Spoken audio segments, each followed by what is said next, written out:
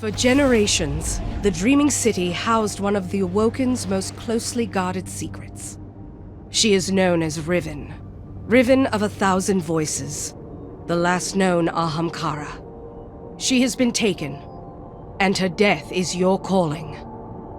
What is up, my Squirtleites? It is I, your king, welcoming you back to more Let's Play Destiny.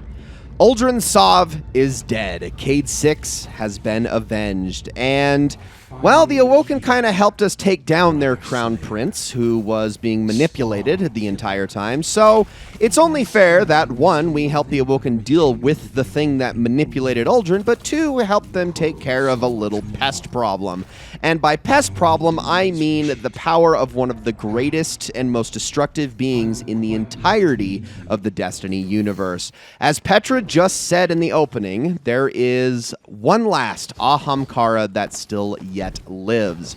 Ahamkara are incredibly dangerous beings that were deemed so lethal and so destructive to the universe at large that many decades ago, long before our Guardian was resurrected, the Last City basically put together a hunt to track them all down and hunt them to extinction. And we thought we had gotten rid of all of them, but of course one still remains. And to understand our foe here, to understand the nature of the Ahamkara, we need to go into several different topics regarding the lore. But before I do anything else, I want to just give you a brief overview of Last Wish as a raid mechanically. I'm not going to talk about this too much until the second part, mainly because explaining all of these encounters is honestly going to largely take longer than it is for me to go through them. This isn't like the Destiny 1 raids, where many of the encounters can be explained in 6 or 7 minutes, and that's how long the encounter takes. A lot of these encounters are going to be like 2 to 3 minutes, aside from some of the big ones. And yeah, I'm just not going to be able to go through all of the details as we just blitz through this raid, because Last Wish is more of a lot of encounters, but a lot of great encounters, aside from like 2 that really stand out in terms of time and are much more endurance tests. And yeah, it's just not really going to make a lot of sense. Plus, because of the fundamental nature of Destiny 2 raids versus Destiny 1 raids, there is an overarching mechanic of Last Wish that needs to be explained in depth as well, and I'm going to probably not get into that until part 2 anyway. On top of everything else, Last Wish in particular is a very special case of a raid, because I'm going to be completely honest with you, nobody does this raid legitimately at all, unless absolutely forced or railroaded into doing so. There is a very key part of this raid that everybody cheats on, and my group is no exception. In fact, I did my damnedest to get a legitimate version, a legitimate run of this raid in, and I just could not get people together who were willing to do that. So I'm going to have to explain that as well once we get to part 2. But for now, before we get into any of the mechanics, and this fight's going to be done here in just a second anyway, before we get into any of the mechanics, let's talk about Riven. Let's talk about the Ahamkara and who they are. So there is a term that governs a lot of the nature of things in Destiny, a lot of what the Guardians are able to do, what the Traveler can do, and what, well, in this case, what Ahamkara can do, and that term is paracausality. To understand that word, we really just need to know the nature of the word causality, which is a term that means that everything has a cause, plain and simple. Yes, the sun is very hot, but why is it very hot? Well, it's because of a lot of the chain reactions that are going on inside of it that generate the energy that creates the heat therein. You think about a solar guardian and the fact that they are able to just summon heat out of thin air so destructive that it can do insane amounts of damage and melt things at will. In general physical principle, that just doesn't make sense, but because of the nature of paracausality, Guardians are able to do that.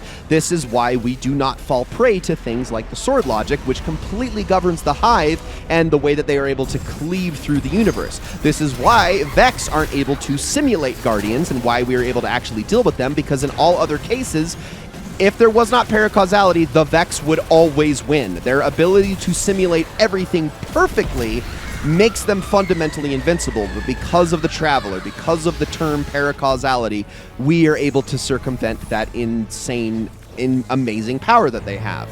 So with all of that in mind, That makes the Guardians and the Travelers sound incredibly overpowered, right? Well, that's the thing, is there are less benevolent forces out there that have access to paracausal powers, and the Ahamkara are one of them. Now, thankfully, the good news about the Ahamkara is they are not purely malevolent creatures. They are not necessarily evil. They're kind of somewhere in the middle. They're actually just selfish. You see, Ahamkara have the ability to grant any wish that anyone desires. But the thing is that the Ahamkara will never strike a bargain that does not, in the long term, benefit them in, honestly, more ways than the wish benefits the wisher.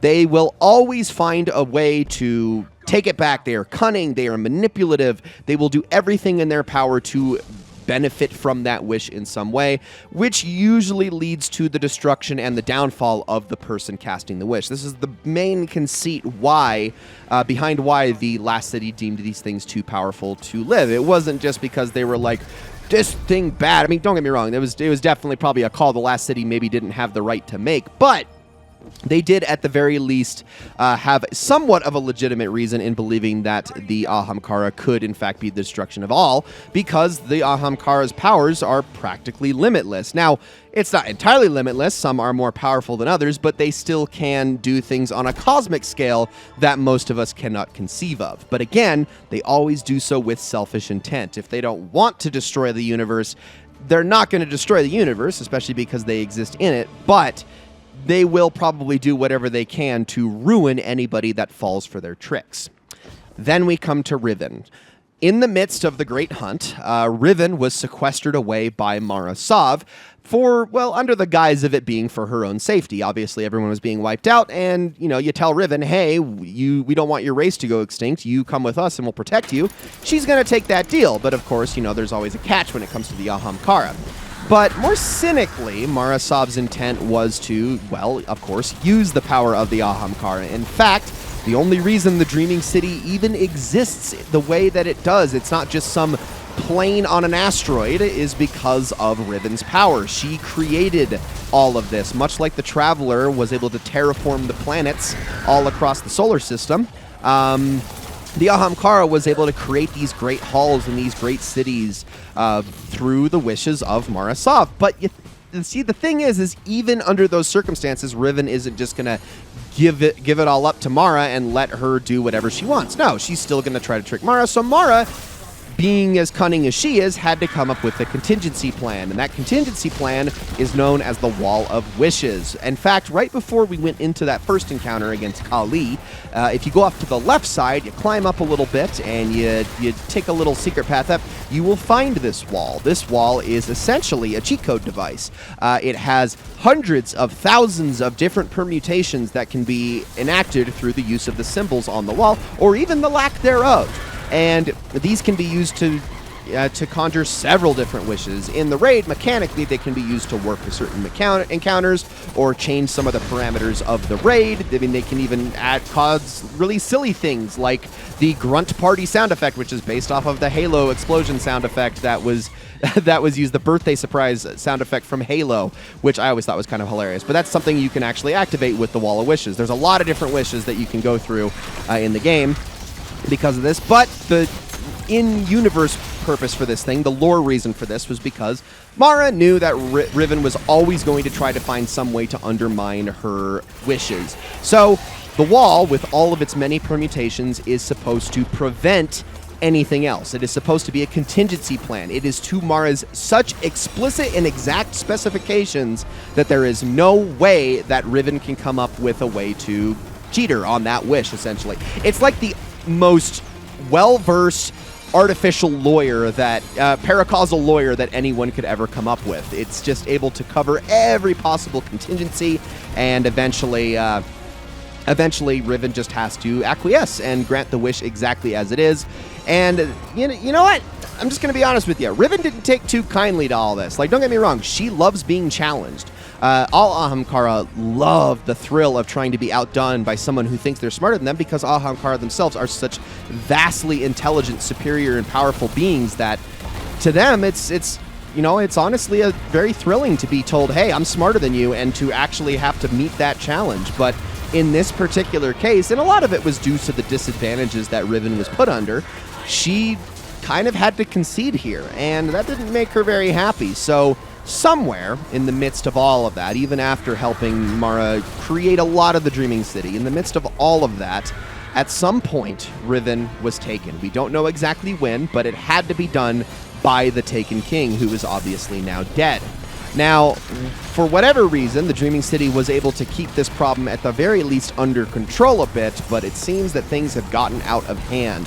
The forces of the Awoken can no longer keep it under control, and for whatever reason now, Riven has the ability to command the forces of the Taken for herself. And what's more, she has also brought over a bunch of Chief Awoken to her side. Obviously, the main one being Uldren Sov, as we know now that he was being manipulated by Riven. That's why the final boss was the voice of Riven. This was basically her way of speaking to Uldren in a way that he wanted to hear, essentially, but it was entirely a trick. He thought he was hearing the voice and the whims of his sister, but it was in fact the voice of Riven, being the manipulator that she is. So, on top of that, she has also taken over the two of Mara's chief Techians, also known as Tech Wishes or High Priestesses, them being Kali and Shuro-Chi, who is the one we are fighting right now. They are not fully evil. They can be saved, but right now we are basically doing everything we can in our power to free them. And the circumstances are a little bit dicey, but these are just the first of the many things in the way of getting to Riven. Like I said, there's a lot of encounters in this raid, and it really circumvented a lot of what we thought were established rules in Destiny raids. Now, I said before that this raid is kind of broken, and again, we'll get into that more in part 2, but I'll just say right now, if this raid wasn't broken in the way that it is, this would be my favorite raid in the entire game. It is fantastic. It is such a trip. It is so fast-paced. It is so high-octane. It is so unbelievably fun, and also set in one of the coolest locations in Destiny's history. I freaking love the Dreaming City. There is so much about this raid that I just find absolutely wonderful. I'm a huge fan of it, and I would highly implore that everybody gives it a shot at least once to play through it. And honestly, the legitimate way too is the best. Even if it's really hard to wrangle a group together that's willing to do that, it is so worth your time doing it because, oh my gosh, it makes for one of the most awesome raiding experiences, not just in Destiny history, but in video game history. There is so much going on here that makes this just a fantastic raid, and it is so involved. You have to be moving constantly, high damage everywhere, everything is tense. There's a lot of different fundamental rules that you can't break, but at the same time, there are so many ways you can just say, fuck it, and go crazy. I love this raid. It is fantastic, and this encounter that we're doing right here is actually a fantastic example of what I'm talking about. Shuro-Chi is one of the coolest encounters in the entire raid. It's just kind of funny that it's known for other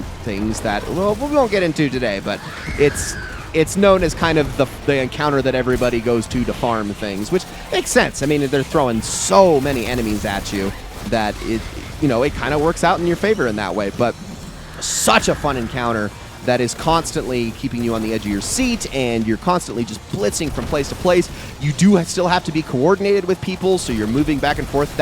So those rooms that we were going into between each part where we're damaging Shuro-Chi, you're having to communicate with people because you all have to step on plates that correspond to the symbols up on the wall and make sure you're stepping on all of the ones that fill in the gaps on those symbols, but without ever stepping on the same plate more than once. So you're having to constantly swap around and switch places with your teammates, and you have to do it fast because if you stand on the place for too long, it damages you, and all the while you're worried about then moving up to the next area where you have to do a lot of damage and kill as many enemies as you possibly can, as fast as you possibly can, and then you move up and you have another mechanic where you're having to cross the streams to eventually triangulate around the shield and get that going, and oh my gosh, there's just so much going on, and it's so freaking cool. It's such a good encounter. I absolutely love it. And that is just one of many encounters in this raid that are awesome. In fact, I actually think the next encounter we're getting into is like my least favorite in the raid, and it's still a good one. So, Last Wish, incredible. Cannot deny. But, like I said, unfortunately, there is one giant glaring issue that kind of hangs over this raid. But I mean, it's an issue, but it's not really an issue, if that makes sense. I don't really know of a way to properly fix this without severely ramping up the difficulty of the raid. And that's the thing about normal raids is, outside of one example, which we will be getting into much later, outside of one example, normal experiences, the very basic experience of a raid, is meant to be really easy. It's meant to be very, I mean, almost like a tutorial. You're supposed to learn the encounters, yes, but aside from that, most people can do normal raids, no problem. It's when you have to do the harder versions of them that things are really going to test your mettle, and only the best teams are going to be able to handle that. But in a lot of cases, that is only even an option in day one / first weekend scenarios where Bungie artificially changes the difficulty to contest mode. Now that has become, will in later years become a more ubiquitous thing, but as for right now, there isn't really a way to experience those harder difficulty versions without, well, hampering yourself. Now, Last Wish in particular has a version, this can be wished upon the wish wall, called Petra's Run, and essentially what happens is if anybody dies during the run, you get kicked back to orbit. If you can somehow beat this entire raid by going through Petra's Run, well, it's one of the hardest achievements in the entire game to do, but on top of that, it is necessary for getting one of the most coveted titles in the entire game, known as Riven's Bane. Like, every raid has its own raid title. To this day, Riven's Bane is the most sought after, most coveted, and rarest of all of the raid titles, sheerly and purely because of that one triumph right there, that one achievement, which is Petra's Run. It's very, very difficult, and I applaud anybody that is actually able to do it, but it's not easy. It's super, super not easy. Now, as we traverse across the Ascendant Plane, I actually want to point out right now that this is completely glitched where we're going right now, like completely glitched. You're not supposed to be able to see that far beyond into the Ascendant Plane, where like a lot of things are apparent off in the distance. That's just not. You're supposed to only really see this immediate area as you make your way across here. But generally, I mean, obviously, falling off of these is child's play, and I'm just kind of goofing around. I mean, this whole, as has been the case with all the raid runs in this Let's Play thus far, these have been very chill, mellow sessions with my friends where we're really not, like, worrying too much about trying to play perfectly or getting these done. I mean, I honestly think even this run in particular was, like, the 7th run out of, like, 10 that we did in a day, because this was at a time when this raid was very farmable for loot, and we were all trying to get as many drops as we possibly could for various reasons, so that's why you're not seeing the most, like, sweaty gameplay ever. I mean, I've gone over this with all of the raid videos up to this point, but this one in particular, we tend to take it pretty easy on, because Last Wish is, as fun as it is, not a difficult raid. It is one of the easiest raids, again, as long as you're not doing it legitimately, but we haven't even gotten into the illegitimate parts of the raid yet anyway, so I wouldn't worry about it too much. Okay, so once we finally get through this portal and everybody is here, then we will be good to go against the last encounter in this video, and that is going to be against a gigantic ogre known as Morgeth the Spire Keeper.